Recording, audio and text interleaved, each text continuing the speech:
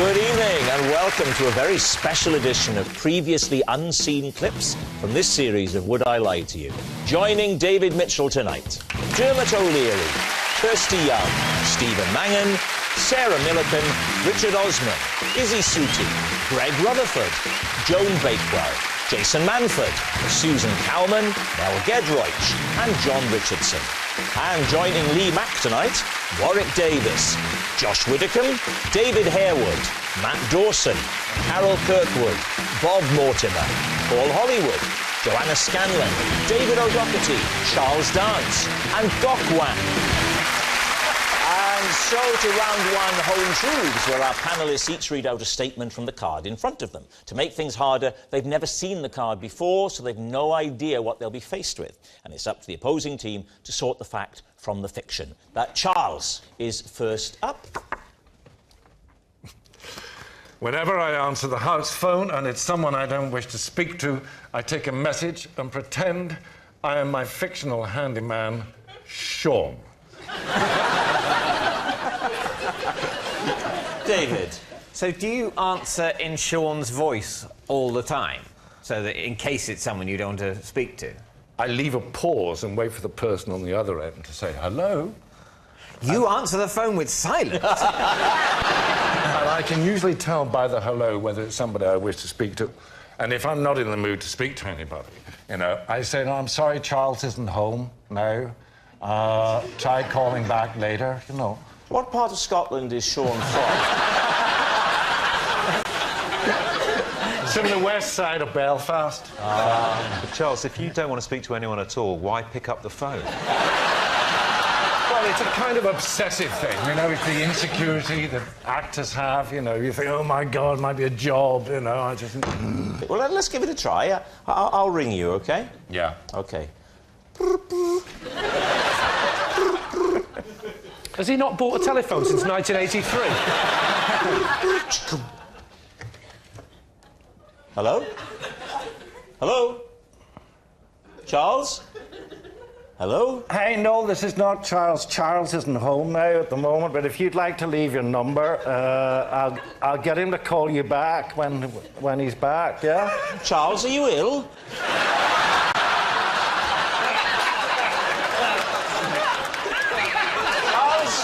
Charles, I'm calling for an ambulance now. It's all right. Get in the recovery position. Oh, God, I'm on my way. So, what are you thinking, Stephen Mangan? I can't see that. Who picks up the phone and doesn't say hello? It's an innate human instinct, isn't it? You can't pick up the phone and go... I know I'm Sean. Izzy, what do you think? I don't think you just pick up the phone and not say anything. The person might be able to hear you breathing. It all gets a bit creepy. So which way are you going to go with this, David? Well, I think we don't think it's true. You think it's a lie? Yeah. OK, Charles, truth or lie? I'm afraid it's a lie. Joan Bakewell, it's your turn. Once, when I spotted an ex-boyfriend in a department store, I pretended to be a shop mannequin to avoid having to speak to him. Lee? Well, I know what I want to see. Yeah. Yeah. Oh, sorry, no, it's probably different. Sorry. You want to see the mannequin thing? Oh, right. Oh, yeah, whatever. Do that, yeah. Do that, but then we do mine, yeah? I would like to see the mannequin impression. Well, it was in the department where they used to sell a lot of fabrics, and they used to have mannequins draped in just swathes of cloth. So I grabbed a swathe of fabric and just dragged it across my shoulder, and it was full length. Where was this? Well, we haven't said where it was. It was in Dickens and Jones on Regent Street. Oh, lovely. And when was this? Oh, it's a long time ago, early in the 60s. Surely you weren't old enough to shop on your own in the early 60s, Joan? So gallant. No, I'm kidding, I believe you.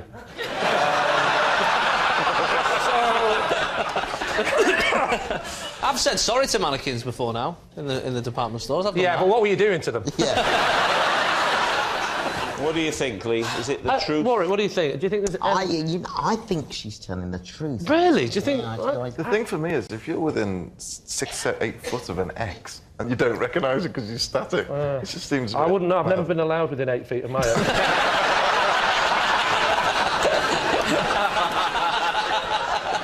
Go on, then. I'll say it's a lie. OK, they're saying it's a lie. Joan, was it the truth or was it a lie? It's a lie. It's a lie. Dermot, you're next. I sometimes move bowls and plates from the bottom to the top of the pile so they don't feel left out. Lee? How much time have you got on your hands?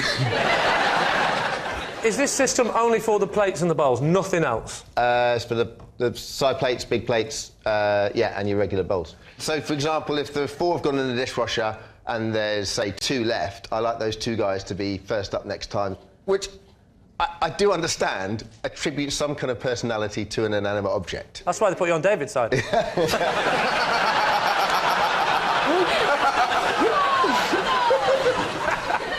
How many bowls are there? It works with all crockery. Wouldn't work with egg cups, though, would it? Because you couldn't really stack them in the same way. No. But that's a good question. Would the egg cups at the back be brought to the front? We only have 2, so they get used pretty regularly. They're pretty happy. How about if you only had 2 plates?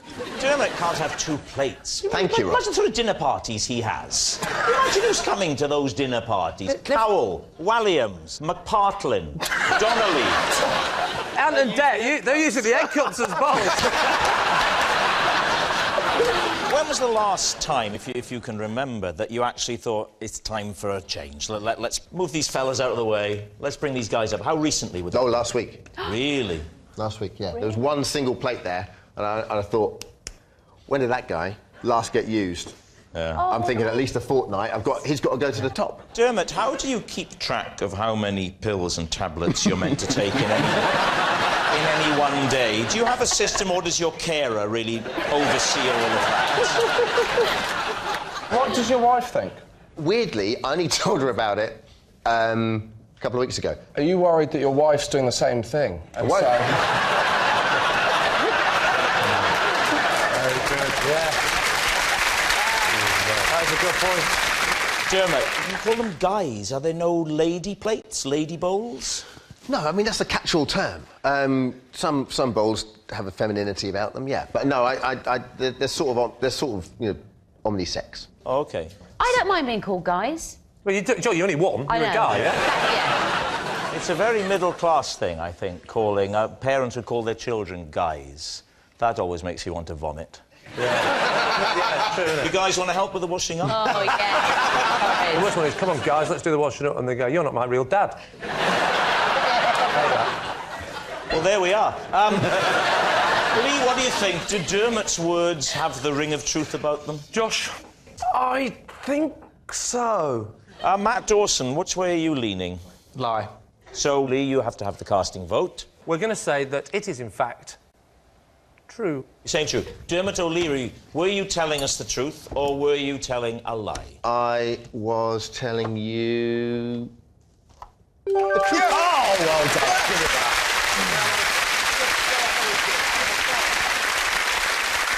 It's David O'Doherty. I looked after a neighbour's pet for 5 days before I realised it was dead. David Mitchell and team, what do you think? OK, what was the species of pet? His name was Charlie. So initially I thought he was going to be a spaniel at the very least. And then it turned out that he was a stick insect. Right. Stick insects, I mean, I'm not an expert, David, don't require a huge amount of high maintenance upkeep. What was your role meant to be? Step 1, greenhouse, eucalyptus, into the cage. Eucalyptus? Eucalyptus. Wasn't a koala bear. Step 2, water squishy gun. Squish, squish, 5. 1, 2, 3, 4, 5. So you drowned it? And because I felt that he might be a bit unhappy, I would take him out into the garden for this. And when the wind blew, he had little aerials, and they'd You know what I mean? Just like a stick insect. So I thought he was alive. Oh, so the wind gave you the impression that it was moving? I'm alive. I'm dead. Alive. That's how you'd know. What's the spraying for? To simulate the monsoon environment that... So they come from a part of the world where there's a regular daily 25-second monsoon. Yeah. I think if I'd taken him out, then obviously I would have seen that... Out of what? The cage. Right. Cage? When we say cage... He was in a tight... You're supposed to be on my team. I know that's what they're thinking. So I'm trying to help him on by going, what, you mean that thing that little sticks could get through a cage? Good question. It's a very tight mesh. Let's call it a glass cage or a tank. No, because... No, they couldn't breathe then. No, you don't have a lid on it. You have a... Oh, actually, no, good. I was going to say you have a will mesh. You stop designing hutches for stick insects? So how did you eventually know that he was dead? I was putting in the eucalyptus and removing yesterday's eucalyptus, and he was... Who'd been eating yesterday's eucalyptus? No, it was... I just take it out, and he was like this, OK? And then when I took it out, it brushed past him, and he just reacted like this. And you know... Yeah. That's a fair description. So what are you thinking, David? Is that truthful, or has he made it all up? I don't think it's true, because I think stick insects sort of live in gangs and aren't as he describes them. Gangs? What's the collective noun for lots of stick insects? Trees. Do you two think it's true? Because I'm very happy to defer. It has the ring of truth to it. I would go for... I'll say false. Susan says lie. Richard? I say true. You say true. David? Well, I think it's a lie, so... You think it's a lie? You're saying it's a lie. OK, fair enough. David, they think you're telling a lie. Were you telling a lie, or were you telling the truth? This is a 100% trustworthy face, and it was telling the absolute truth.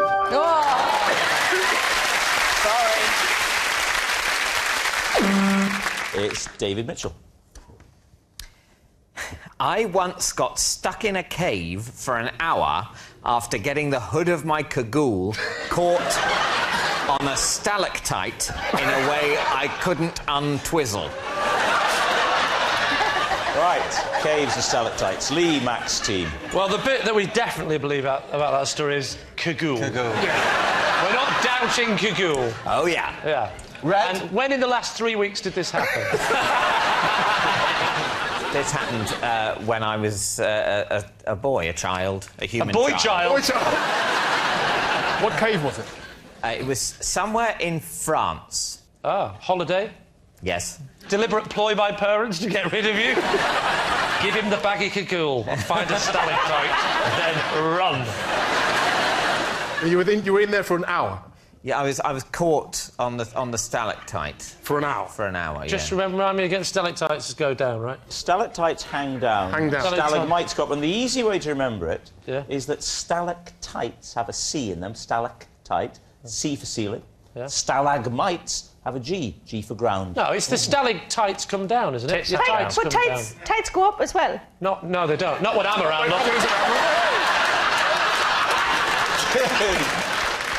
How did you eventually escape? My dad came and released me. So you're with your family on this trip? Well, they were sort of... It took them an hour to find you. I would have thought, if I'd have lost you and you'd have been my child, it would have been 6 or 7 days. Right, so what are you thinking, Lee? Could this be true? What do you think? I'm going to go for a lie. You think it's a lie? Bob? Lie for me, Lee. Lie. Lie. David? It's a lie. Yes. Joanna, you're next.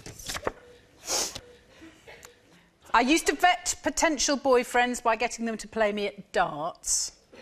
I could tell more about them in one game than I could on 10 dates. David?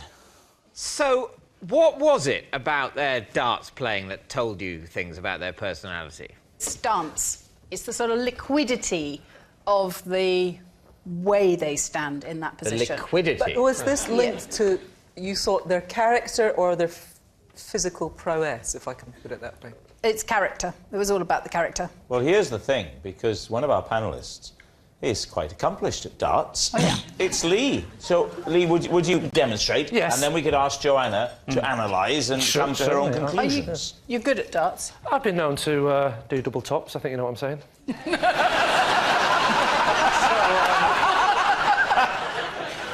So what I tend to do is I tend to go like this. That's the line.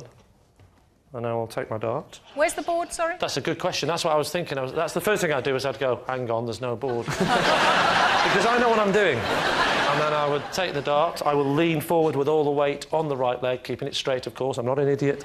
I will then raise the hand, the little finger. Note the little finger is in the air. It's weight. If I put it down, I will fall to the left. I have to ballast myself with the finger out.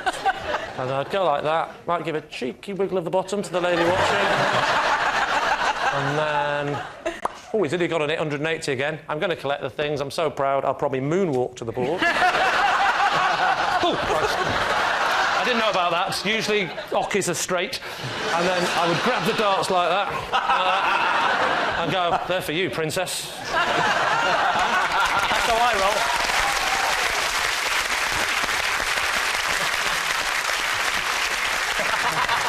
Now then, you've seen a fulsome display. So what judgments, what conclusions would you have come to about Lee from that?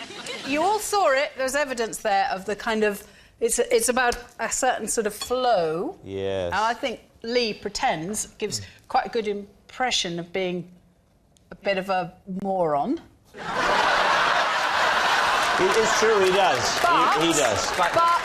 But what I think that belies is the fact that underneath it he is a bit of a kind old softy. Yay! Yay! And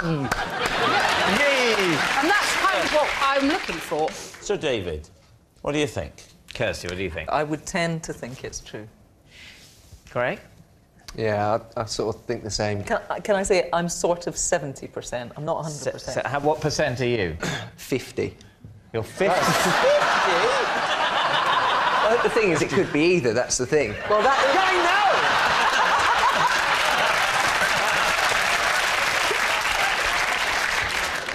know! True. True. OK, so, Joanna, truth or lie? In fact, it is a lie.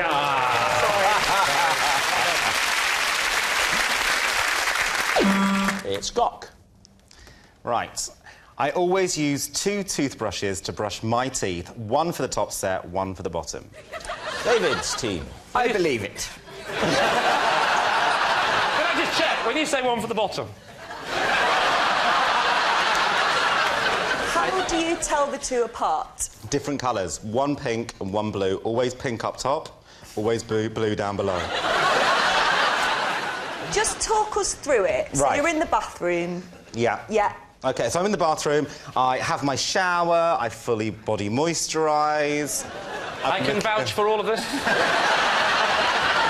And then I go to brush my... And it's quite a big ritual for me, because when I was younger, I was bullied by the way that I look, you see, so... I think it's fair to say, Gok, you weren't bullied by the way you look, were you? Because of the way I looked. Yes, Yes, so absolutely. It's an important distinction. Yeah, absolutely. Otherwise, you're being bullied by a concept, aren't you? This is true. Thanks for pointing that out. I'm feeling slightly bullied again. Thank you very much indeed. Well, you can see how it started, can't you? So, as I was saying, I was bullied, and one of the big reasons was because of my big teeth and my big smile. And so I was always very, very aware of how big my mouth is. Why are you looking at Stephen, Rob? Well, I thought they might have met at a support group. Teeth Anonymous. I don't know what you're talking about. What do you think? Izzy? I think this is definitely true. He's very plausible in his chat, but I can't see someone doing that. I'm going to say lie. OK, so, Gok, truth or lie? Was a lie. Richard Osman, you're next. When I was a child, I created a superhero called Snooker Table Man. He had 3 key skills and 1 mortal enemy. Lee? Let's start with the obvious. Who's the mortal enemy of Snooker Table Man? Vampire Ray. Not... It was based loosely around Ray Reardon. Ray Reardon? What were his 3 skills, Richard? A lot of his skills didn't have an awful lot to do with snooker, I'll be honest with you. He took on the form of a snooker table, because then he could get... Whoa. What? Just one question to clarify. What the hell are you talking about? Right. Snooker table man he would take on the form of a snooker table in the same way that the TARDIS would take on the form of a phone box. It's not crazy. And he would be able to go into the houses of very rich and successful and famous people. But it's not like the TARDIS, is them. it? The TARDIS is the vehicle that the superhero, for want of a better word, travels round in. Yeah. If you're snooker table man and there's a child trapped in a building, and you go, what are we going to do? Don't worry, it's snooker table man. And then you turn into a snooker table and you go, now what? And I go, that's all I can do. So what was his purpose? What did he do? His purpose was to go into the houses of very rich people who were trying to, for various reasons, take over the world. And he would... Firstly, he would report back on them, because he had wireless transistors in the pockets. Whoa. So he would... So he would go into the houses of very, very rich people... Admit that is a good disguise if you want to get into... No, it's a terrible disguise. It's a terrible disguise unless the person in question has ordered a snooker table. Otherwise, they'll go, it's the worst disguise in the world. They'll go, the hell did that come from? Do you think any rich person, if they were given a delivery of a snooker table, wouldn't go, oh, lovely, a snooker yes, table? Yes, they would. Yeah. But you didn't say you were given delivery. You said you suddenly appeared in an empty room. No, I didn't. What do you mean? What, transport So myself? you knock on the door and you go, hello, I'm here to give you a snooker table. You are... That was it. That was your... Now you're making it sound ridiculous.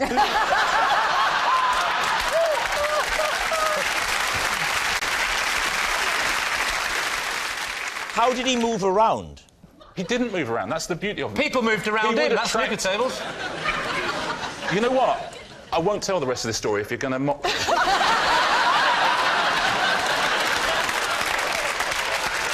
What are the other powers you haven't told us about? Yeah. Well, I've given you the two. And the third what one was the second one? Transistors and pockets. The transistors, yeah. The ability to transmit information. Who two? And two... Oh, goodness. Who do you think, if we're trying to save the world, who do you think he's transmitting to? Steve Davis. Firstly, me. What was your third power, then? The third power was exploding balls. And how would he use his exploding balls? In what situation would he want his balls to explode? Finally, a sensible question. If I've received enough information that the person whose home this snooker table is in is up to no good, is up to nefarious activities. Yes. OK? The next time they're playing a game of snooker, I can then make those balls explode at will. If you were playing this game in Wales, you wouldn't call it snooker. Snooker. Snooker. Yeah, snooker. Because we don't like the oo sound. It's the same with tooth. We'd say tooth. Yeah, and likewise, we don't like the Welsh.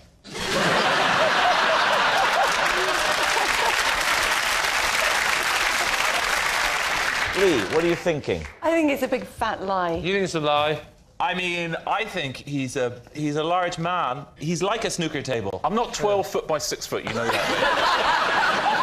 I think I'm going to say that was a lie. You think it's a lie? OK, Richard, was it the truth or was it a lie? It was a lie.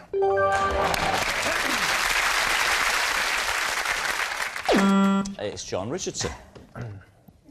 When I was a child, I was told to stop stalking a clown.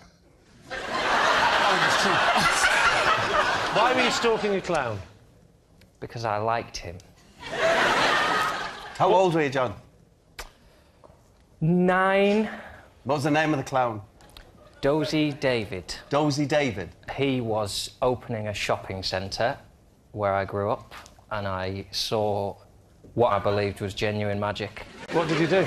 He did card tricks, and he juggled, and he did jokes, made animals from balloons. What was the nature of your stalking? Physically following him or phoning him? Or... It was on the phone. How did you get his number? Because I asked for his autograph and he gave me his card. What, Dozy Dave? I thought for a minute then you were going to say he gave me your autograph and included his number. So talk us through then what happens. You leave it a day or two, do you? I left it a day or two because I didn't want to... Classy. You know. Give him a chance to get home in his car that keeps falling apart. So what did you do? Talk us through the first conversation. Well, no, that's the thing. He never answered his phone. So I used to leave messages. Hey David, it's Johnny here from Lancaster. Just wondering if you're coming back and doing any shows, or give us a ring, we'll see what happens. He never rang back, so I had to ring him again, didn't I? Right. And how long did this go on for? Well, a few weeks. How many times in those few weeks did you ring him? I would imagine it was something like every other day. And was it the same messages, or was it getting steadily more menacing? Were you going, now listen here, Dozy Dave. If you don't call me back, I know where you live. I've got your address on the card. I've got your number. Yeah. I'll come round your house. I know where you keep your balloons. If you don't call me, I'll get a bucket of confetti and I'll throw it right in your face and you'll think it's water. Yeah. And what's worse than that? Just watching you.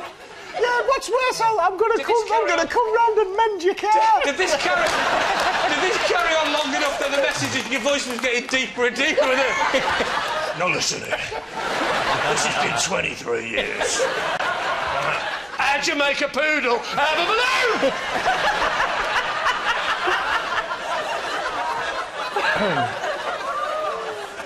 How did it end then, John? It ended very upsettingly when his wife or girlfriend answered the phone and said, David says, will you stop calling the house? Oh, this is a heartbreaking story. Lee, what do you think? Could that tale of woe be true? I think it fits his character profile. Sweet. I think it's probably true. So, David? I think it's true. True? For me, okay, yeah. We'll say you all think it's true. John, true. Were you telling the truth or were you telling a lie? I was telling a truth.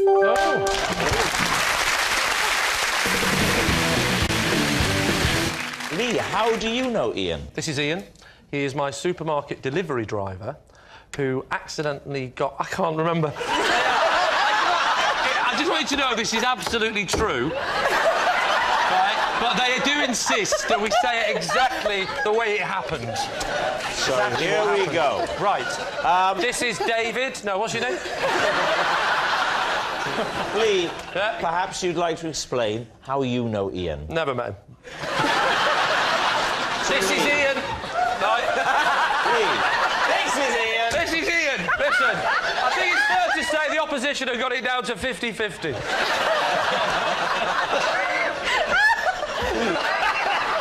So, Lee, how do you know Ian? This is Ian.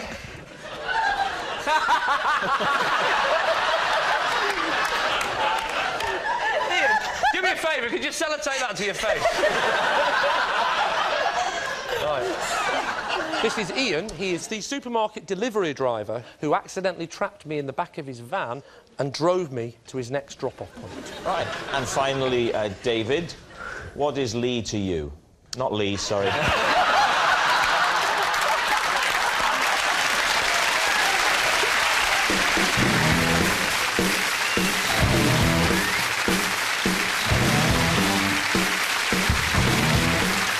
In pursuit of a ghost killer. Fallen is our movie, next on BBC One Scotland.